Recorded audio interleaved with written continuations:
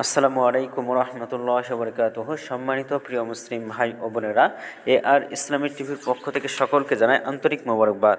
আজকে আপনাদের মাঝে আলোচনা করব 5 ওয়াক্ত নামাজের সময়সূচি, তাহাজ্জুদ সেহরির শেষ সময়, ইফতারের শেষ সময়, নামাজের নিষিদ্ধ ওয়াক্তসমূহ, সূর্যোদয় সূর্যাস্তের সময়সূচি, প্রত্যেকটা জেলা বিভাগগুলো নামাজের সময়সূচিগুলো আপনাদের মাঝে আজকে তুলে ধরব। তো আজকে রবিবার 2 ফেব্রুয়ারি 2025 ইংরেজি, 19 মাঘ 1431 বাংলা, 2 শাবান 1446 হিজরি।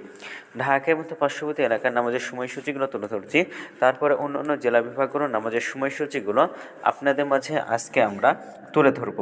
আজকে ঢাকার মতো পার্শ্ববর্তী এলাকার তাহাজ্জুদ এবং সেহরির শেষ সময় হলো 5টা 18 মিনিটে, ইফতারের সময় সন্ধ্যা 5টা 48 মিনিটে। আজকে ফজরের নামাজের রক্ত শুরু হবে 5টা 22 মিনিটে, ফজরের নামাজের রক্ত শেষ হবে 6টা 38 মিনিটে। জোহরের নামাজের রক্ত শুরু হবে 12টা 13 মিনিটে, জোহরের নামাজের রক্ত শেষ হবে 4টা 8 মিনিটে। আসরের নামাজের রক্ত শুরু হবে 4টা 9 মিনিটে, আসরের নামাজের রক্ত শেষ হবে 5টা 44 মিনিটে।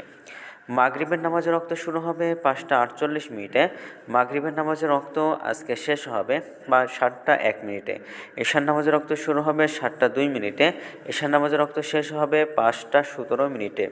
নামাজের নিষিদ্ধ ওয়াক্ত হলো 3টার সময়, সকালে 6টা 39 থেকে 6টা 54 পর্যন্ত, দুপুরে 12টা 7 থেকে 12টা 12 পর্যন্ত এবং সন্ধ্যায় 5টা 30 থেকে নিয়ে 5টা 45 পর্যন্ত। এর মাঝখানে যতটুকু সময়গুলো আছে এর ভিতরে আপনার কোনো প্রকার নামাজ পড়তে পারবেন না।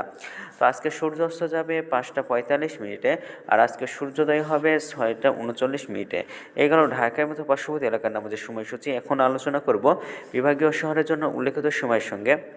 যেসব বিভাগের সময় আপনি যোগ বিয়োগ করবেন তা হলো এই, অর্থাৎ বিয়োগ করবেন চট্টগ্রামে 5 মিনিট এবং সিলেটে 6 মিনিট কম করবেন। ঢাকার মতো পার্শ্ববর্তী এলাকার নামাজের সময়সূচি থেকে চট্টগ্রামে 5 মিনিট এবং সিলেটে 6 মিনিট কম করবেন।